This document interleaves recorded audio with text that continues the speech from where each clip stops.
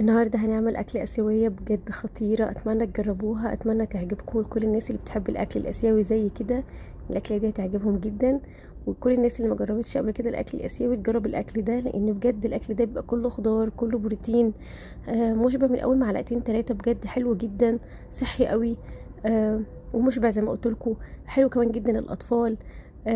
لو جربنا الوصفة دي مرة في الأسبوع، أنا عن نفسي بحب أعملها مرة في الأسبوع، إن هي سهلة. كلها في يوك واحد كده أو في طاسة واحدة، متاخدش وقت. متاخدش وقت في التحضير. آه، ووصفة بجد مشبعة جدا وحلوة قوي، أتمنى تجربوها، أتمنى تعجبكم. وأتمنى فعلا تجربوا الأكل الصحي حتى لو مرة في الأسبوع كده، تغيروا بيه هتحسوا فعلا بفرق. صحتنا هتبقى أحلى. حتى طريقة في أكلنا هتختلف. اتمنى تجربوها، اتمنى تعجبكم، لان هي وصفه سهله جدا سريعه جدا وكلها في طاسه واحده، دي احلى حاجه في الموضوع. عندي اول حاجه هنحضر الصوص بتاعنا وهنركنه على جنب. مقادير الصوص سهله جدا. عندي معلقتين كبار من الصويا صوص، وبعد كده في اي بوله وفي اي طبق. وبعد كده عندي حوالي 3 معالق كبار من الميه. وبعد كده عندي معلقتين كبار من الكاتشب.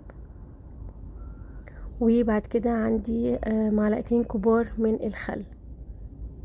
هضيف المكونات دي كلها مع بعض، وبعد كده هبدأ احط بقى اضيف البهارات بتاعتنا. انا حطيت بهارات، معلقة صغيرة من البهارات، معلقة صغيرة من الفلفل الاسمر، معلقة صغيرة من البابريكا، معلقة صغيرة من الملح. مش هنكتر ملح لان الصويا صوص بتبقى مالحة، واحنا بنبهر الاكل بتاعنا يعني في خضار كتير برضو هنبهره، فما نزودش الملح في المرحلة دي، تبقى رشة ملح كده معتدلة. هقلب الصوص بتاعي كويس قوي، وهركنه على جنب لغاية ما نكمل بقية الخضار بتاعنا وبقية الوصفة.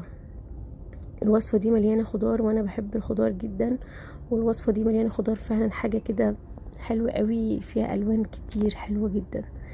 بعد ما خلاص قلبت الصوص هركنه على جنب. عندي بقى الخضار بتاعي، انا استخدمت بصلاية وسط، ونص فلفلاية من الالوان، نص فلفلاية صفرة خضرة حمرة.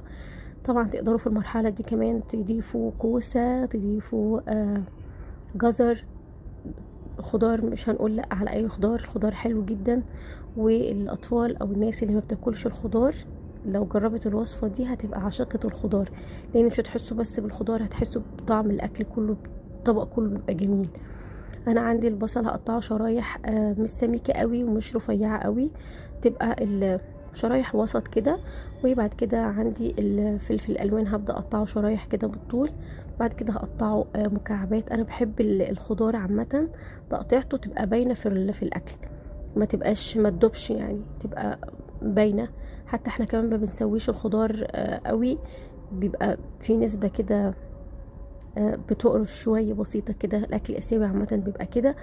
فانا هقطع الخضار بالطريقه دي، اقطعه مكعبات وسط يعني، مش كبيره قوي برضو ولا صغيره قوي.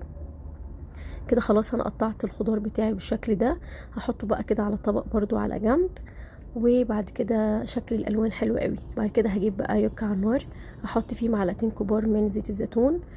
وعندي بقى نص كوبايه من صدور الفراخ، دي صدور فراخ عادي متقطعه مكعبات صغيره. هنزل بيها كده على الطاسه وهبدا اقلب كويس قوي فيها. واول ما تاخد عندي بقى لون كده واحس ان الفراخ خدت لون حلو، هنزل بقى بشويه فلفل اسمر وشويه ملح، هبدا بهارها بقى بفلفل اسمر وملح. وهقلب كويس كده لغايه ما تاخد لون عندي ويبقى شكلها كده ذهبي حلو، وكمان تكون خلاص قربت تستوي. هقوم بقى بعد ما اديها تقلبتين كويسين كده على نار متوسطه، هبدا اشيلها بقى على طبق كده على جنب.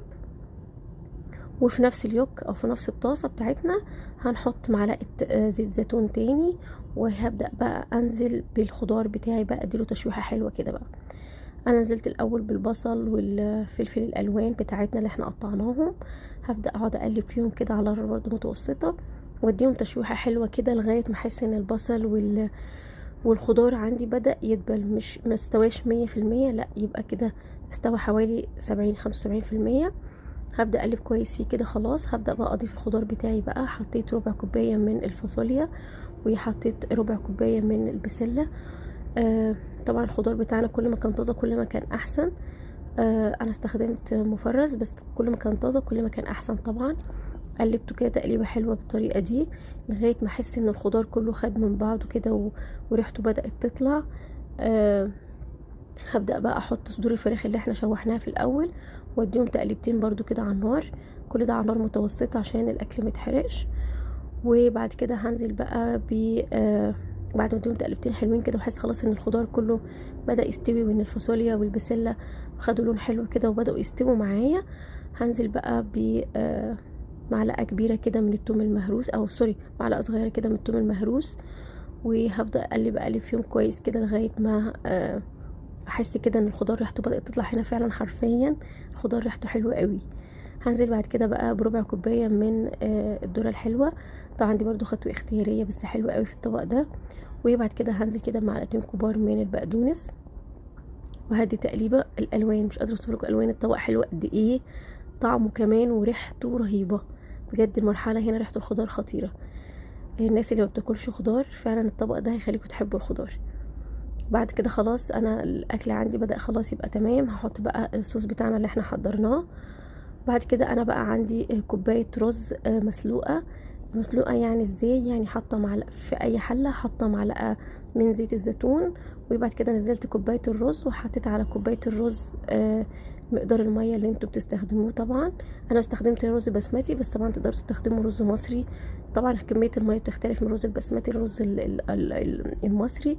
انا حطيت كوباية رز بسمتي، حطيت عليهم كوبايتين ميه ووطيت بعد شرب الميه طبعا وطيت عليهم، وكده بقى عندي رز مسلوق بس بمعلقه زيت زيتون. وضفته بقى على الخضار اهو، طبعا حطيت فيه ملح وحطيته بقى على الخضار، ومش قادره اوصف لكم بقى الريحه.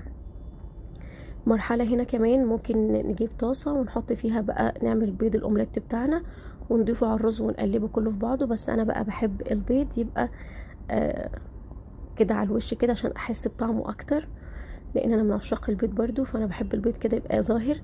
فطبعا زي ما انتوا عايزين تقدروا تحطوه كده او تقدروا تعملوه في طاسه وتحطوه في قلب الرز وتقلبوه مع بعض. بعد كده انا بقى بدات اغرف الطبق بتاعي بقى بالشكل ده، وزي ما قلت لكم انا حطيت البيض لوحده من بره، انا عملت قرص بيض كده لوحده هحطه على الوش كده بالشكل ده. بجد الطبق شكله وريحته رهيبه رهيبه. حطيت بقى القرص البيض كده من على الوش بالطريقه دي، هبدا ازينه كده بس بعود بقدونس بسيط. وصفه مشبعه جدا صحيه جدا، اتمنى تجربوها حتى لو مره واحده بس وانتوا هتبقوا عشاقها. سهله سريعه بجد، صحيه ومشبعه جدا، اتمنى تعجبكم.